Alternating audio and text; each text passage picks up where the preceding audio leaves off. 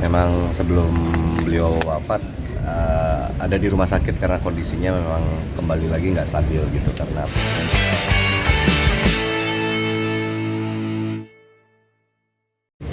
Terima kasih banyak. Mungkin mama udah sakit dari kapan dan meninggal pukul berapa tadi? Mama memang udah lumayan lama mikul sakitnya udah kurang lebih 4 tahun ini. Cuman memang kondisi beberapa bulan terakhir ini yang naik turun.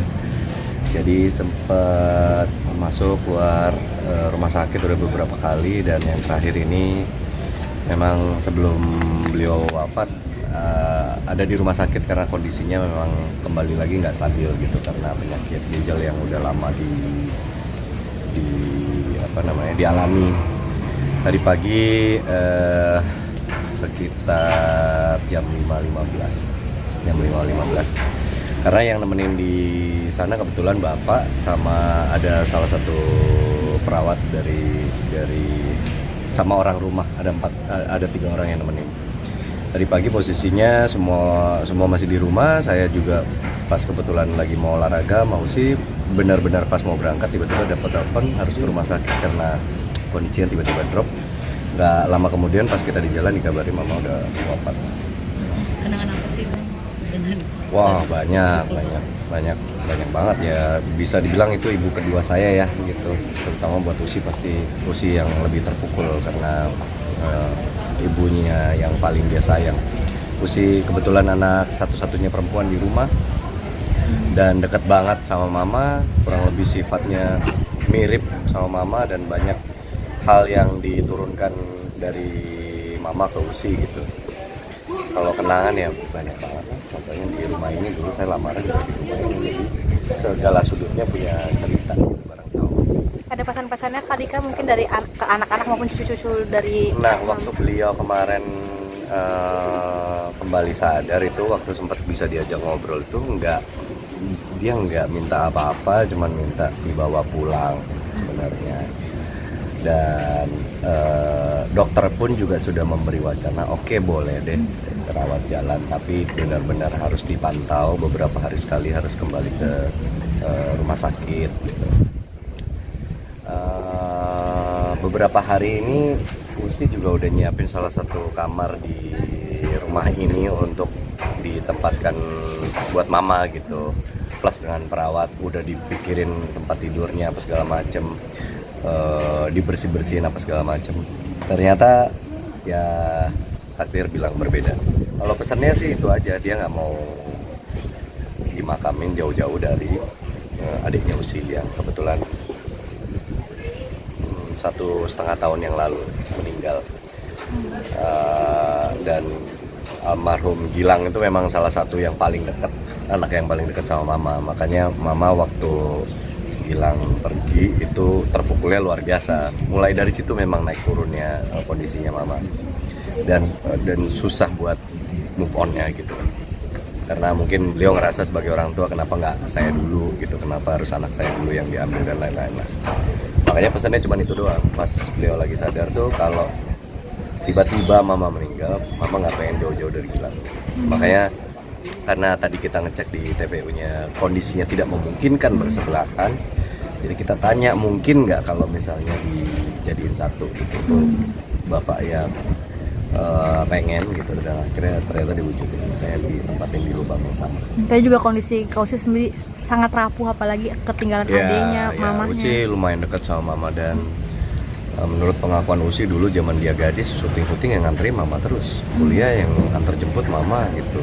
Pokoknya memang semenjak saya berhubungan sama Usi aja saya bisa ngelihat kedekatan antara mama sama Usi ya gitu.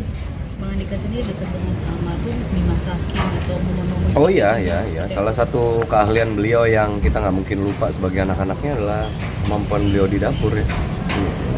Usi itu bisa masak karena mama gitu. Semua resep-resep di rumah yang sampai hari ini kita makan sehari-hari itu kebanyakan juga ditularkan dari mama. Anak-anak tadi terpukul juga dong kedekatan dengan momennya. Oh iya, Umi dia nyebutnya.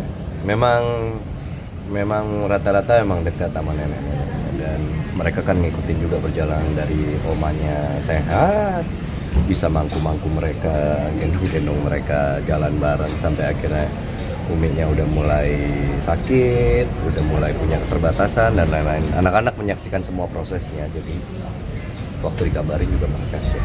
Proses sakitnya sendiri mungkin udah keluar masuk rumah sakit kah atau Udah gimana bang? beberapa kali sih, udah 4 tahun belakangan ini.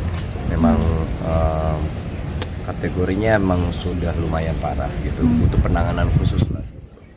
Cuman kami sekeluarga bersyukurnya Umi punya kekuatan fisik dan kekuatan mental buat mikul itu selama 4 tahun gitu.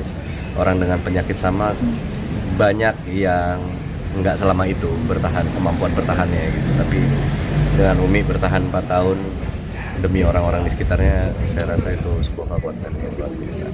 Di usia sendiri seperti apa sih? Ya itu ibu kedua saya ya, semenjak saya ngerantau, semenjak saya berhubungan dengan Usi, saya anggap dia ibu kedua saya di sini. Dia yang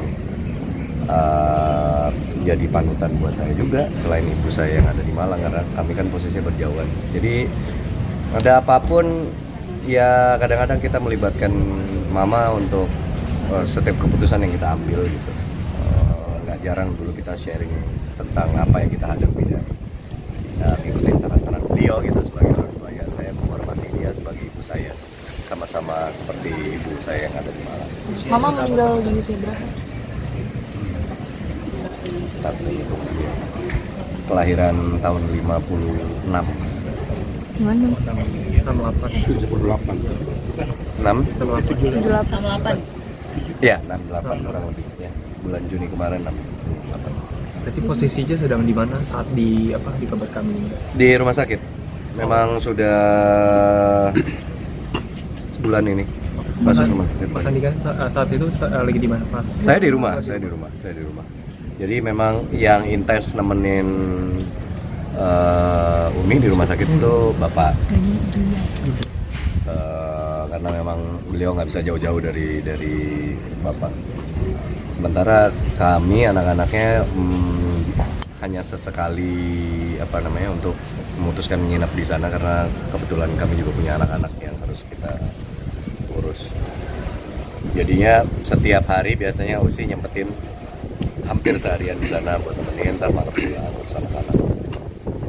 Kedekatan Umi sama cucu-cucunya kan luar biasa nih. Kenapa? Kedekatan Umi sama cucu-cucunya. Oh iya. Nah bagaimana nih recovery untuk Ya cucu-cucunya? beberapa di antara cucu-cucunya kan ya udah kategorinya udah bisa memahami lah apa yang terjadi ya. Sementara yang masih kecil-kecil nih memang ya sebisa mungkin kita menjelaskan dengan bahasa yang mereka pahami gitu. Kayak saya contohnya ngasih tahu ke anak saya, ya Umi udah nggak sakit lagi. Umi udah justru jauh lebih happy. Umi punya rumah baru, rumah barunya di surga. Dia bisa ketemu sama Allah, bisa ketemu sama keluarga yang udah mendahului kita lebih lama dan lain-lain. Nanti suatu saat semua kumpul lagi. Sempet ada planning mau liburan juga nggak sih? Tadinya iya, tapi kita belum obrolin matengnya gimana. Cuman planningnya memang sudah ada. Cuman ya keputusan mengenai itu kayaknya nggak pas buat dibicarain sekarang. Jadi mungkin ada pengaji nanti malam tadi Kak. Terima kasih ya.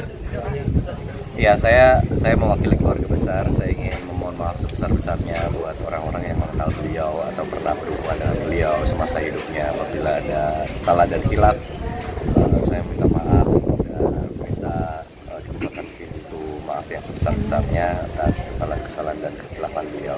Dan kalau misalnya ada sesuatu yang belum selesai dengan beliau, bisa menghubungi kami untuk keluarga untuk bisa segera menyelesaikan dalam bentuk apa. Terima kasih. Terima kasih. Duka cita Bang Zika.